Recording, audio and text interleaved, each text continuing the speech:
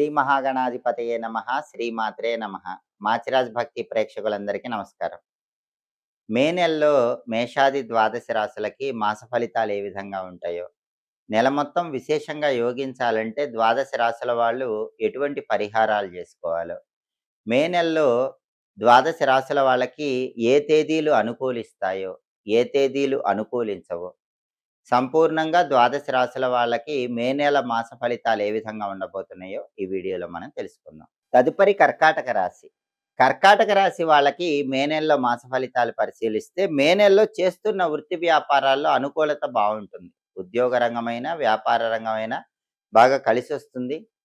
ధనలాభం కలుగుతుంది. వృత్తిపరంగా ఎదుగుదల కనిపిస్తుంది. అలాగే అనుకున్న పనులన్నీ కూడా సరైన సమయానికి మే నెలలో పూర్తి చేయగలుగుతారు. పనుల్లో ఆటంకాలుండవు, విఘ్నాలుండవు. కార్యసిద్ధి తొందరగా లభిస్తుంది.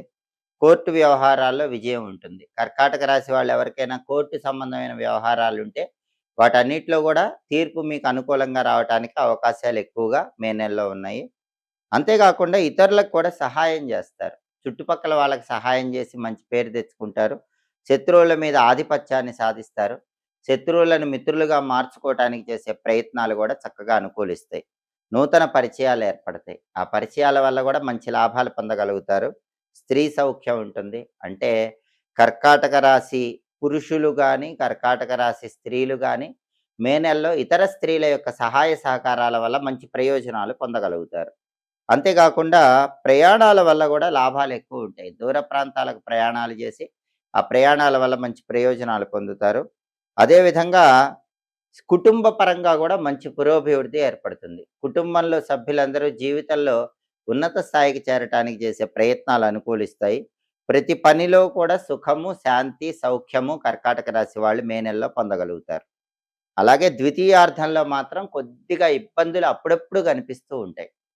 నెల మొత్తం అనుకూలించిన ద్వితీయార్థంలో అప్పుడప్పుడు చేస్తున్న వృత్తి వ్యాపారాల్లో చిన్న చిన్న ఆటంకాలు కనిపిస్తూ ఉంటాయి. అంతేకాకుండా ప్రతి చిన్న విషయానికి కర్కాటక రాశి వాళ్ళు ఈ మే నెలలో ఆందోళన చెందుతూ ఉంటారు. అందులో ద్వితీయార్థంలో ఆందోళన చెందుతారు. ఆందోళన పక్కన పెట్టండి. ప్రశాంతంగా నిర్ణయాలు తీసుకుంటే మే నెల మొత్తం కూడా అనుకూలిస్తుంది.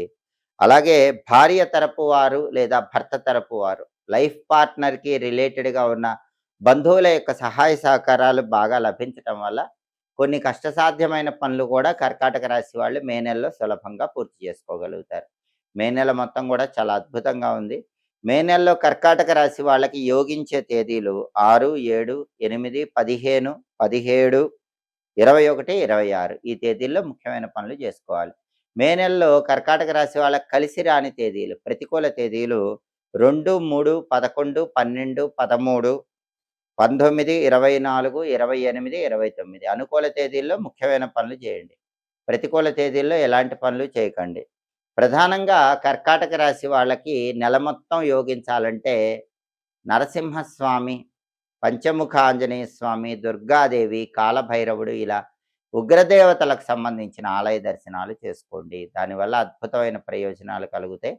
అదేవిధంగా అన్ని కష్టాలు పోవటానికి శ్రీరామదూతాయ హనుమతే నమః అనే మంత్రాన్ని కానీ, దుమ్ దుర్గాయై నమః అనే మంత్రాన్ని కానీ జపించుకుంటూ ఉంటే అనుకూల ఫలితాలు వస్తాయి.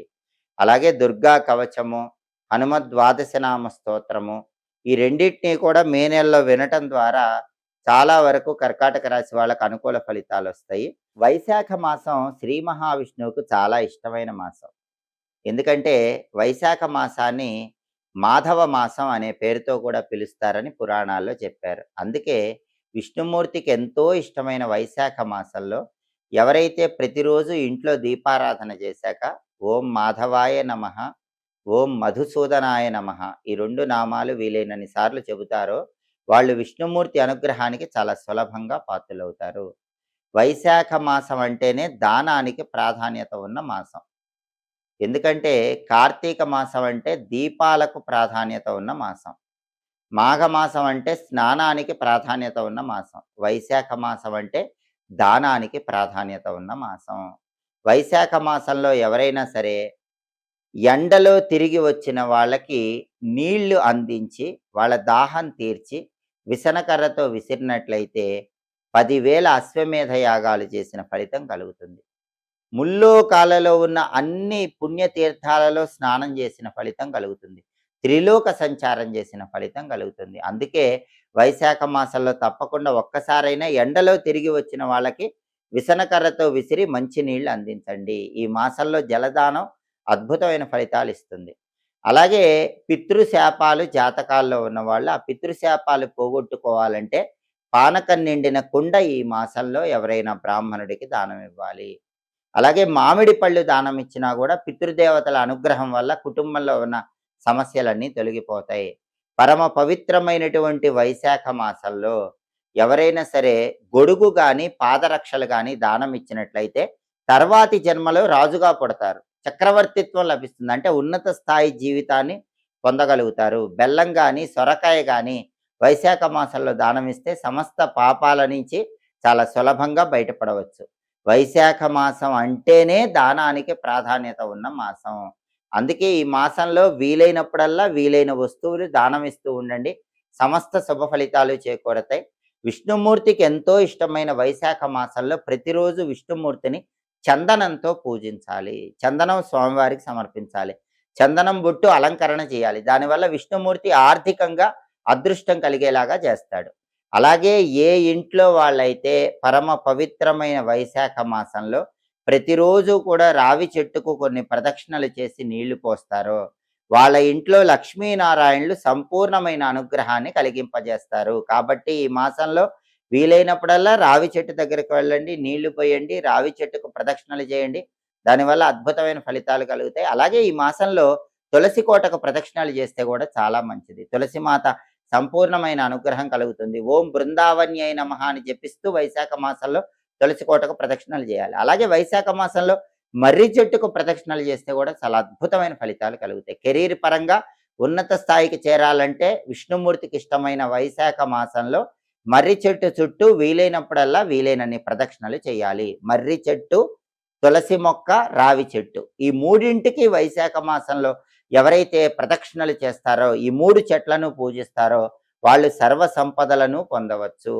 అలాగే విష్ణుమూర్తికి ఎంతో ఇష్టమైనటువంటి వైశాఖ మాసంలో శివుడికి సంతతధార అభిషేకం చేస్తే శివకేశవుల అనుగ్రహం ఏకకాలంలో పొందవచ్చు. సంతతధార అభిషేకం అంటే అంతరాయం లేకుండా శివలింగం పైన ఒక పాత్ర లాంటిది ఏర్పాటు చేసి లేదా ఒక గిన్నె లాంటిది ఏర్పాటు చేసి దానిలో నీళ్లు పోస్తూ అందులో ఉన్న నీళ్లు నిరంతరాయంగా శివలింగం మీద పడుతూ అభిషేకం జరిగేలా ఏర్పాటు చేయాలి. దీన్ని సంతత జలాభిషేకం అనే పేరుతో పిలుస్తారు. ఇటువంటి అభిషేకం విష్ణుమూర్తికి ఇష్టమైన వైశాఖ మాసంలో చేస్తే శివకేశవులిద్దరి అనుగ్రహానికి ప్రతి ఒక్కరూ సులభంగా పాత్రలు కావచ్చు. ఈ ప్రత్యేకమైన దానాలు ఇచ్చుకోండి, ఇలా విష్ణుమూర్తిని పూజించండి.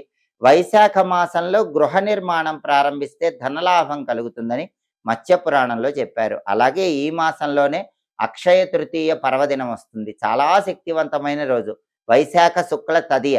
ఆ రోజు తిథివార నక్షత్రాలతో సంబంధం లేకుండా దుర్ముహూర్తం, వర్జం, రాహుకాలం, యమగండం వీటితో సంబంధం లేకుండా ఆ రోజు ఏ సమయంలో ఏ ముఖ్యమైన పని చేసినా సరే అది అద్భుతమైన ఫలితాలను కలిగింపజేస్తుంది. అక్షయ తృతీయ రోజు చేసే స్నానం కానీ, దానం కానీ, జపం కానీ కొన్ని వేల రెట్లు విశేషమైన ఫలితాలను కలిగింపజేస్తాయి. ప్రధానంగా వైశాఖ అమావాస్య రోజు శనైశ్వరుణ్ణి పూజిస్తే సంవత్సరం పాటు శనిదేవుడి దోషాలు తొలగింపజేసుకుని అనుకూల ఫలితాలు పొందవచ్చు. వైశాఖ అమావాస్య శనైశ్వరుడికి ఎంతో ప్రీతిపాత్రమైన రోజు. అలాగే వైశాఖ మాసంలో వచ్చే పౌర్ణమిని మహావైశాఖి అనే పేరుతో పిలుస్తారు. ఆ రోజు ఎవరైనా సరే ఆరు బయట వెన్నెల్లో లలితా సహస్రనామ పారాయణ చేస్తూ లేదా శ్రీమాత్రే నమః మంత్రజపం చేస్తూ పాలతో చేసిన పాయసం లలిత అమ్మవారికి నైవేద్యం పెట్టి ప్రసాదంగా స్వీకరిస్తే అద్భుతంగా అమ్మవారి అనుగ్రహం వల్ల సమస్త శుభ ఫలితాలను సిద్ధింపజేసుకోవచ్చు. కాబట్టి విష్ణుమూర్తికి ఇష్టమైన మాసం, లక్ష్మీదేవికి ఇష్టమైన మాసం. ఈ దానాలు చేయండి, ఈ ప్రత్యేకమైన పూజలు చేయండి, సమస్త శుభ ఫలితాలను సిద్ధింపజేసుకోండి. ఎప్పటికప్పుడు గ్రహాల సంచారంలో వచ్చే మార్పుల గురించి తెలుసుకోవాలన్నా, దినఫలాల గురించి తెలుసుకోవాలన్నా, అదేవిధంగా 10 రోజుల ఫలితాలు తెలుసుకోవాలన్నా, దాంతోపాటుగా ఆసక్తికరమైనటువంటి పురాణ రహస్యాల గురించి తెలుసుకోవాలన్నా, జ్యోతిష శాస్త్ర పరిహారాలు తెలుసుకోవాలన్నా మాచిరాజు భక్తి ఛానల్ తప్పకుండా చూడండి. మా వీడియోస్ మీకు నచ్చినట్లయితే మా ఛానల్ లైక్ చేయండి, కామెంట్ చేయండి. మా ఛానల్ వీడియోస్ 10 మంది మిత్రులకు షేర్ చేయండి. మా ఛానల్ సబ్స్క్రైబ్ చేసుకోండి. పక్కనున్న బెల్ సింబల్ నొక్కటం మాత్రం మర్చిపోకండి. సర్వే జనాః సుఖినో భవంతు. స్వస్తి.